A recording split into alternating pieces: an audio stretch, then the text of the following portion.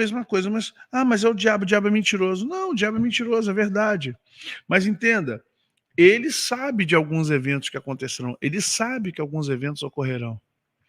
Nas regiões celestes, os decretos de Deus, quando são liberados, uma coisa é Deus ocultar a sua vontade.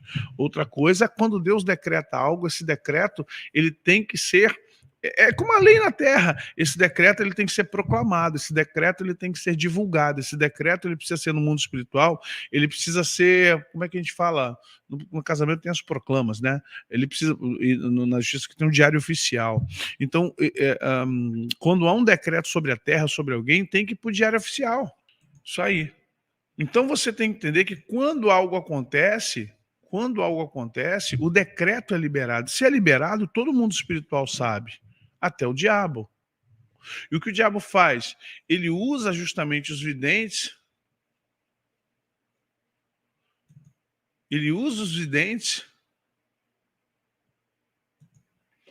para alertar o mundo e coisas que até acontecem. Aí tu fica assim, poxa, que confusão, não entendi nada. Como é que pode? A pessoa nem é cristã, está profetizando e a coisa está acontecendo? Não. Compreenda, né? Que ela está profetizando e está acontecendo. Significa que, na verdade, algumas coisas já foram decretadas por Deus. Quem manda no mundo é Deus. Quem decreta o fim e o início, quem é Deus. E, é claro, Deus como um juiz justo, não é um Alexandre de Moraes, não é um Dias Toffoli, não é o Gilmar Mendes. Deus como um Deus justo, ele, quando há razões para Satanás pedir direitos ou nas legalidades que deixamos, Deus vai lá e faz. Ah, mas por que Deus permite? Mas peraí, não foi Deus quem pecou. Não foi Deus quem abriu legalidades para o inimigo. Não foi Deus quem gerou a abertura para que o inimigo pudesse trabalhar na nossa vida. Então Deus, ele faz o que? Ele permite que Satanás tenha o seu direito assistido. Até porque também nós precisamos crescer. Deus não pode ser aquele pai e mãe que defende a gente em tudo. Ninguém pode tocar no meu bebê. Eu fico preocupado quando os outros falam assim, olha, quem tocar em você... Mas peraí, se você não aprender a se defender, fica difícil. Fica difícil. Então Deus permite que algumas coisas venham sobre nós, não virá sobre vós tamanha aprovação, ao qual você não possa suportar. E em vindo, o Espírito lhe dará escape. Deus lhe dará escape através do Espírito Santo. Então, mas que nós passamos por situações, passamos. E a igreja vai passar... Deixa eu falar algo agora para vocês, que é um sentimento, um feeling, quer chamar uma revelação, eu prefiro falar que é um discernimento. Eu estou com um discernimento, entenda, eu tenho um discernimento comigo, de que, olha, passaremos momentos difíceis de igreja. Algumas igrejas passarão momentos mais difíceis do que outras. Algumas igrejas, aparentemente, dirão assim, tá tudo bem aqui, graças a Deus, a igreja tem estado de pé, não, nós temos feito aqui umas reuniões, mas algumas igrejas vão passar verdadeiras batalhas espirituais. Por que isso? Justamente pelo nível de autoridade e revelação, pelo nível de busca. Tá? Pelo nível de busca. Aquele que não vive na prática do pecado, o diabo não toca, é o que João diz na sua primeira epístola, o que não vive na prática do pecado. Então vamos entender, sim, ele vai ceifar. O que nós precisamos entender é que este tempo que estamos vivendo, ele vai ser um tempo de peneira. Nós já estamos vivendo o Apocalipse do ponto de vista da grande tribulação. Então, é um tempo de peneira. Eu vejo uma grande peneira sobre a terra. Falei para vocês ontem, foi ontem? Eu falei no curso, não sei. Nós saímos de 1 ponto alguma coisa bilhão no início dos anos 1900 para 8 bilhões. Gente, é muita gente replicando em tão pouco tempo. O céu, quando eu falo céu, as dimensões celestes já estão se preparando para receber os santos. Por que a igreja passa pela grande tribulação? Porque não amadureceu.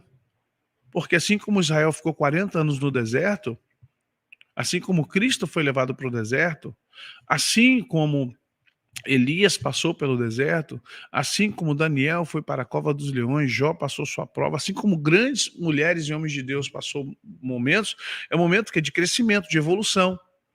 A grande tribulação, ela serve para a igreja para fazer da igreja uma igreja madura, deixar de ser menina para ser uma noiva madura, sabe? É justamente você buscar o amadurecimento. Só que nós não estamos aproveitando este tempo. Este é um tempo bom para amadurecer, porque é um tempo com menos prova. É um tempo com menos, sabe, com menos propensão de falha. Ah, mas eu falho tanto. Você não sabe o que é falhar quando você realmente buscar, querer e não conseguir. E você fala assim, meu Deus do céu, eu queria tanto buscar a presença de Deus e não estou conseguindo.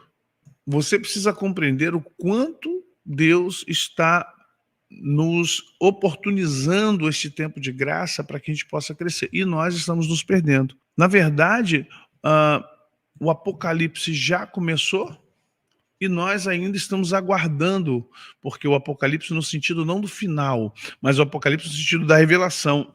Deus já tem nos revelado desde Jesus.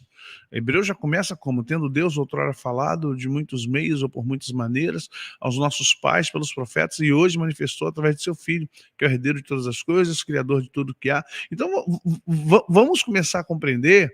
Vivemos numa era de revelação, sim ou não, gente? Revelações múltiplas, tecnológicas, revelações espirituais, revelações do entendimento, revelação empírica. Nós vivemos num tempo de revelação. O nosso maior problema não é a questão da revelação em si. Nosso maior problema é a questão do que fazer com aquilo que nos é revelado e se entendemos que isso é uma revelação. Ou porque para muita gente algumas revelações parece que é uma imposição. Né? Ai não, mas esse pastor... O que eu sou criticado por aquilo que eu prego, por aquilo que eu ensino, não está no gibi. O que tem de gente que me critica e fala assim, cuidado com esse pastor, esses pastores é muito sal grosso. Fala amém. Tá certo. Isso aí. Fazer igual um maluco. Tem um malucão na internet. Você tá certo. Você tá certo. O cara tá errado. Sabe aquela coisa assim? Você é o bom. Você é o brabo. O Neymar não conseguiu nada. Ele é desbocado, mas acho muito engraçado. Ele falando pro Bambam. Que o Bambam falou que o Neymar não tinha conseguido nada. Ele falou, é você que tá certo. Você conseguiu alguma coisa. Estamos assim. A gente tá dizendo assim, ó. O católico vai pro inferno. O espírita vai pro inferno. Todos esses aí que não tem Jesus vai pro inferno. Cheio de crente que vai pro inferno. Tá cheio de crente que vai pro inferno. Você tá certo. Tá cheio de razão, né? Eles estão na ignorância. Você vai pro inferno sabendo que tá indo com seus próprios pés. É isso aí. Cara, mas é muito isso. É muito isso. Crente se achando, fazendo... Tem países que você só entra com visto, não adianta o passaporte. Passaporte o passaporte é um documento, o visto é uma aprovação. Os crentes têm passaporte, mas só o Espírito Santo dá o visto. Você pode ter o passaporte, eu estou na graça, Jesus... Opa! Só o Espírito Santo te dá o visto. Não adianta vir com carteirada de crente. É porque eu profetizo, eu falo línguas, eu subo monte, eu faço orações, eu visito hospitais, eu louvo, Tá, você pode fazer o que você quiser. Cadê o visto? Cadê o carimbo? Cadê o selo? Cadê o selo? Meu filho, sem visto você não entra nos Estados Unidos, sem visto você não entra na Inglaterra, sem visto em muitos países você não entra. Não adianta ter passaporte. Passaporte é um documento que diz quem você é, te identifica. Agora, o país vai dizer se você pode ou não entrar lá. O céu tem que ter visto. No céu tem que ter visto. O selo do Espírito Santo. São selados. Agora, quem é selado é blindado. Você está blindado pelo Espírito Santo? Você está selado? Nós já estamos vivendo um apocalipse. Gente, preste atenção. A guerra da Ucrânia não vai cessar, pelo contrário. O Trump está vindo aí. O Brasil já está passando um caos político agora, social, e só imposto para carro, imposto para isso, os caras faliram. Gente, deixa eu explicar para vocês, deixa eu falar uma coisa para vocês aqui. Aqui é informação. O Brasil está quebrado financeiramente, tá, gente? O Lula está devendo o Brasil. Lula não, o Brasil está devendo a China bilhões de dólares. Olha bem. A China está cobrando, a China agora vendo esses problemas todos que estão sendo ocorridos por causa do Elon Musk, do X, e essa coisa toda, olha o recado que a China mandou. A China mandou um recado ao Brasil, dizendo assim, ó, queremos garantias do pagamento desses que o Lula e sua turma vieram buscar de nós. E sabe o que o Brasil deu como garantia?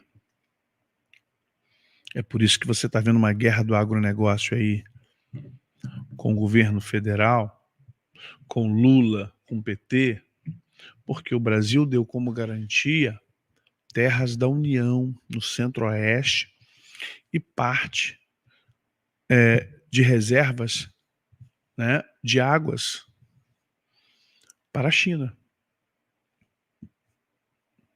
Se nós não pagarmos, quem dera o Brasil dever só 50 bi à China.